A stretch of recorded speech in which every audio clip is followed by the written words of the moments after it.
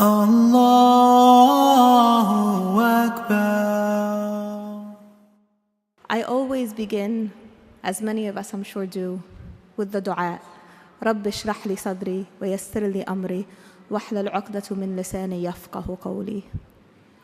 When we are speaking to our children, when we are speaking to our preteens, our teenagers, our young adults, and our adult children, we need to begin with this dua.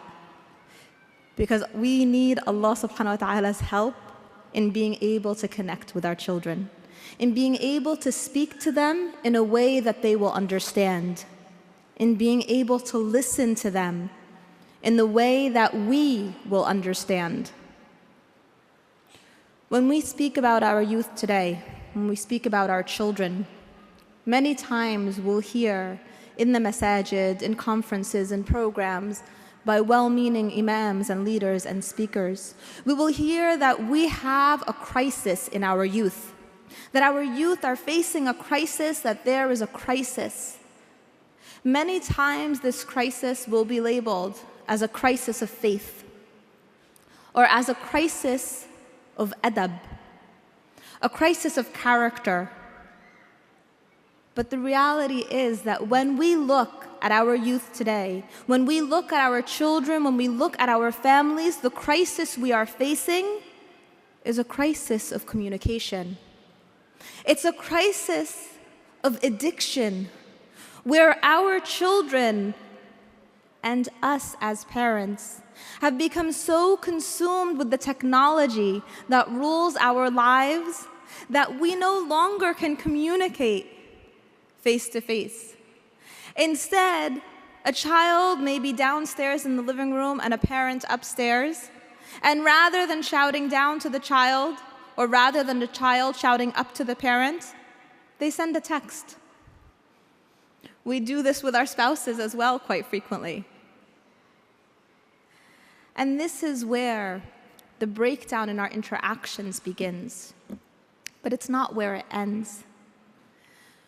Whenever I do smaller workshops on the topic of communication, I often start with an exercise. And I will ask everyone to stand and to raise up one hand.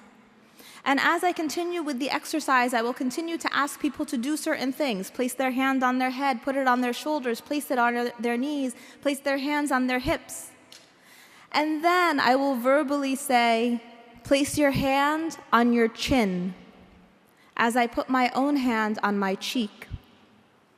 And many times as I look around the room, a large percentage of the people in the room will have their hand on their chin, not their cheek. And another group of people will have their hand on their cheek and not their chin. And so I always ask, what is it? What motivated those people? Even though I said chin, why would they put their hand on their cheek? And the response is because I put my hand on my cheek. And we see how the visual action overtakes the verbal. So that even though I may say something, what the people react to is what they see. Our children are no different. They will react to our non-verbal communication just as much, if not more, than to our verbal communication. If our children come home from school and enter our cars and we ask them, how are you doing? How was your day? And they say, fine. Our response is always like, okay, good, and we move on. But did we really listen in that moment? Or if we ask them, how was school? And they say, fine, and we're looking at our phone and we're texting. In that moment, they know that our body language, our nonverbal, is saying we don't really care.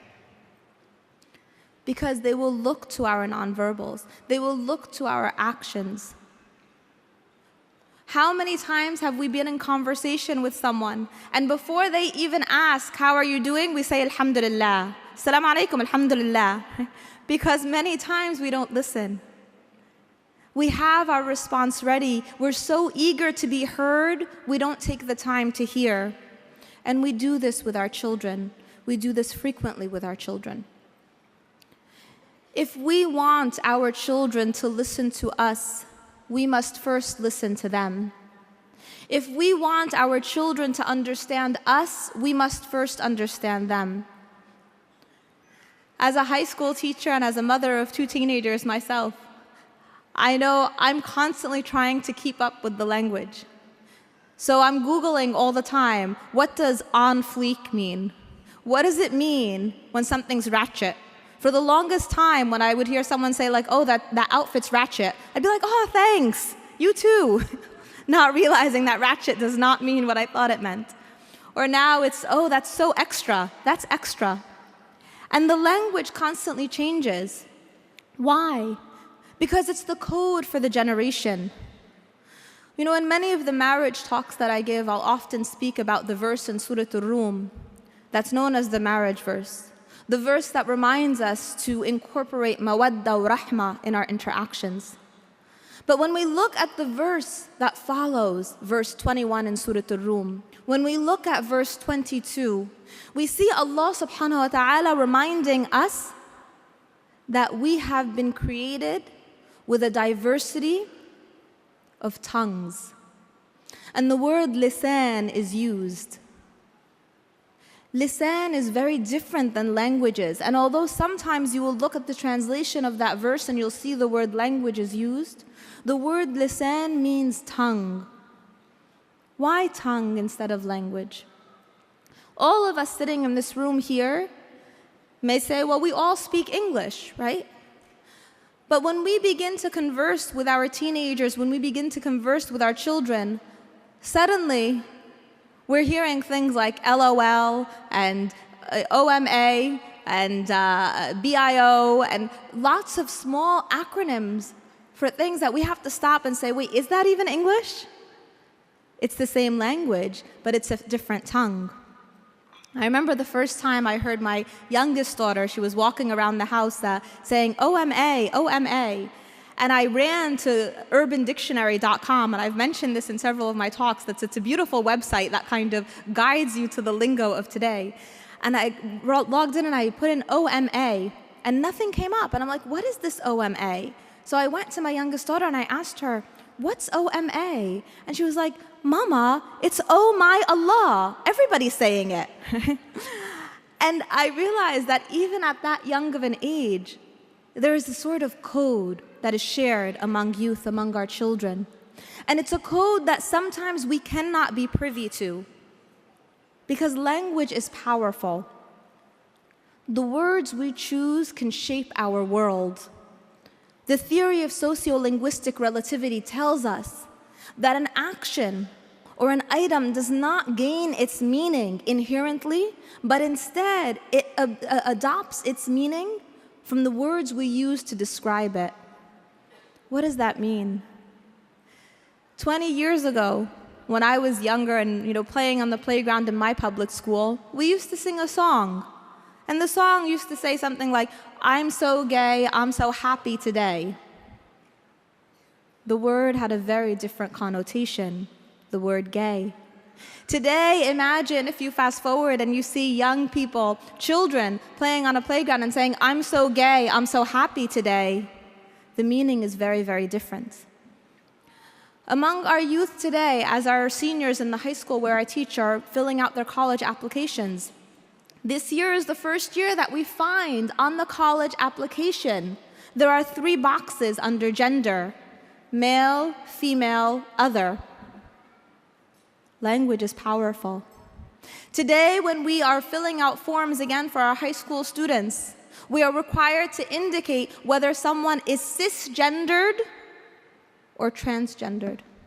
What is cisgendered? It's a word that has just come into our lexicon recently.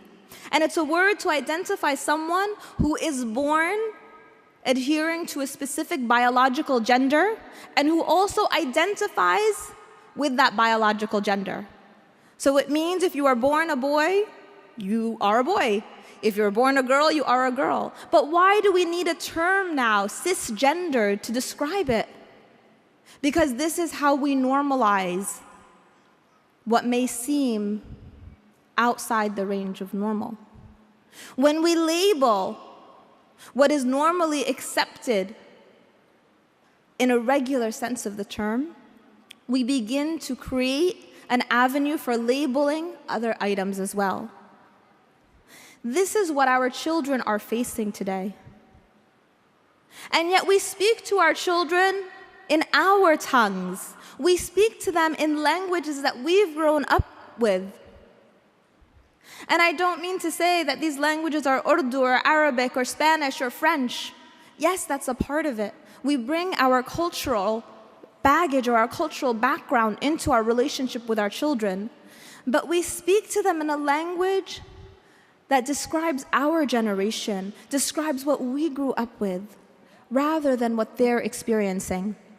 If I tell all of you right now to think of a tree, and in this moment, each of you conjure up in your mind an image of a tree, I can guarantee that around this room, we will have at least 10, 20, 30, maybe even different types of trees that you thought of.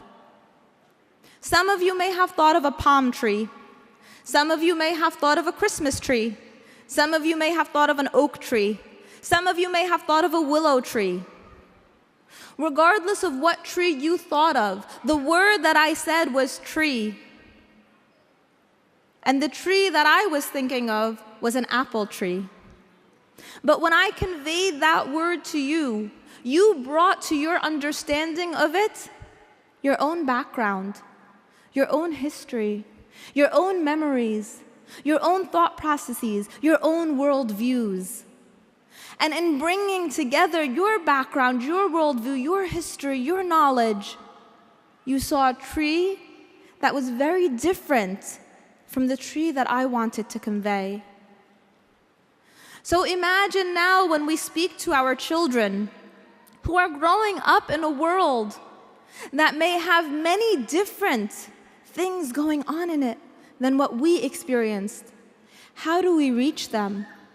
How do we get them to understand us and we understand them? The first step is by recognizing that each generation will always have a different version of the song that we had when we were growing up. Parents just don't understand. This is part of sunnat al-hayah, that as we grow older, we look back at our own parents and we think, wow, we really gave them a run for their money. And our children will get to that point as well.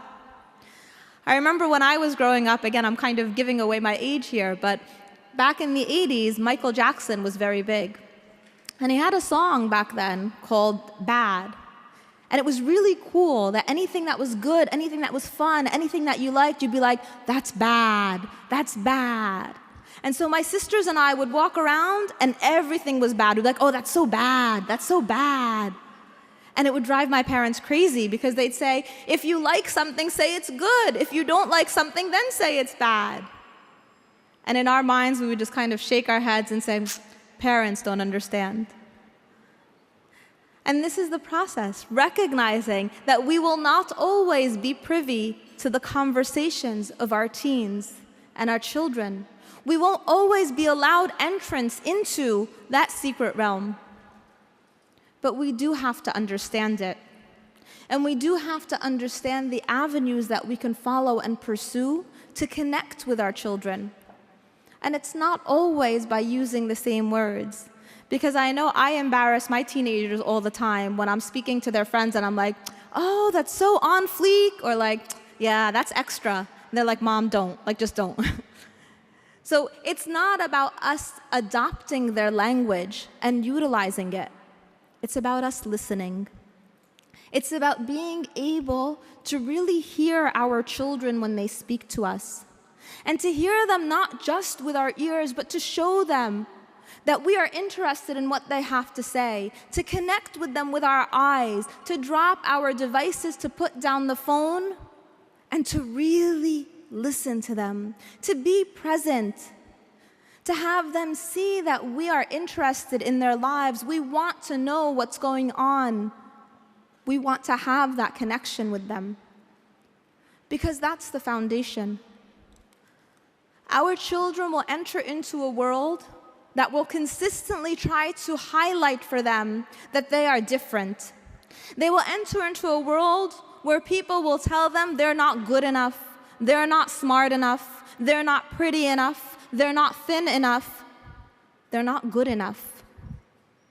Our children need to be able to come home to a place of security where they can know and they can hear consistently that they are more than good enough, that they are more than pretty, that they are more than everything the world tells them. And we can only give that to our children when we learn how to connect with them, when we learn how to speak to them. Where does it begin? It begins with our own communication. How do we speak to our spouse? How do we speak to our own parents? When our children see us interacting as a family, do they know mom's the easy one and dad's the tough one? Do they think, well, I can talk to this parent, but I can't talk to that parent? When they see us interacting with our own parents, how do we communicate with them? If we communicate at all. Do we call them? Do we speak to them? Are we kind to them? Because our children will emulate those actions. Our children will look for the communication cues that they learn from us, from who we are and how we interact. And they will co-opt that into their lives. Talk to your children. If your child is a texter, reach out through text and tell them that you love them. Tell them that you are proud of them. Tell them that they're amazing. But even better than that, tell them to put their phone down. Tell them to come sit next to you. Tell them that you enjoy their company and you want to be with them. And don't just tell them, show them. Be the parent who goes on the field trip with the children. Be the parent who drives the children to soccer practice. Be the parent who sits through the presentations and the programs. Be the parent who is there. Because when you're the parent who's there for the children at a young age, your children will be there when you grow older. And not because they have to, but because they want to. Because you've built that connection with them brick by brick, step by step. You've built it through your connections of communication. You've built it by being able to speak to them. You've built it by knowing that when you speak, they will listen, because when they speak, you also will listen. We're living in the age of information where our children are bombarded. They're bombarded with images, with social media, with different chat groups online, with things they watch on YouTube, with television shows. They are bombarded every which way. We are living in an age where Hollywood in particular tries to teach our children to do you, to be your own person, to be yourself. And implicit in those messages of doing you and being your own person is a thin thread. A thread of you do you, and it doesn't matter what your parents think. And we know, of course, the importance of the relationship between parent and child. We know in the Quran, we are reminded consistently in the verses in the Quran when Allah subhanahu wa ta'ala speaks about shirk, speaks about the biggest sin possible. Those verses are frequently followed with the importance of being good and kind to parents, the importance of lowering the wing of humility to your parents. But it's a two-way street. Respect is reciprocal. Our children will respect us when we show them that respect as well. And what does it mean to respect our children? It doesn't mean to give in to their whims, to buy them every latest new Xbox game, to purchase devices left and right. That's not what it means. It means to listen. It means to understand. It means to try to connect with them in a tongue that they can comprehend. How do we achieve that? Again, it's not by trying to co-opt their language. It's not by trying to speak in the way that they speak.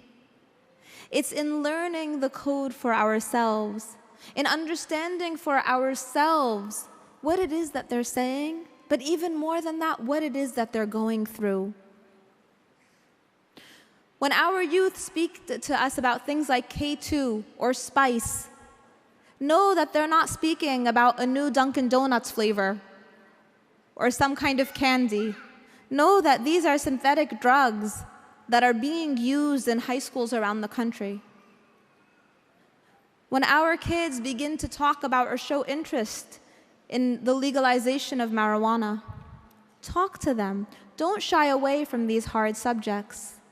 It used to be that we were afraid when our kids would ask a question like, "Mom, Dad, where do babies come from?" Those are the easy questions now. Instead, we have youth, children as young as elementary school asking, "Mom, Dad, how come my friend Katie has 2 moms? Mom, Dad, how come this person has the boy's name but looks like a girl? Mom, Dad, how come in the bathroom in school now, boys who feel like they're girls can use the same bathroom as me?" These are real questions, and they're questions that we need to educate ourselves on so that we can have those conversations. This is how we speak in the same tongue. It's by understanding the power of language and understanding the power of the nonverbal as well, and being able to connect with our children because we understand, because we are aware, because we recognize what is happening in the world. In our counseling center, we see a lot of teens who have suffered deep emotional trauma because of catfishing. And I've mentioned this term frequently, and I'll continue to mention it in my sessions because I don't think there is enough awareness that surrounds catfishing and what it is. But many of our teens are lonely. They are looking for someone to speak to. Why? Because as parents, we may not be affording them the supportive atmosphere, not only to speak to us, because our children will not tell us everything, but to also create that dynamic space where they have friends, companions, who have the adab, the akhlaq, the iman that we want to inculcate in them. And if we are not giving them that supportive atmosphere, then guess what? They will find it. And they will find it in all of the wrong places. And they will go online and they will latch on to the first person that tells them, "You look cute in this picture. I like your tweets. I think you're deep. You're so extra." And when they latch on to that person, it will not matter that this may be a predator. It will not matter to them that this may be someone who has taken someone else's identity.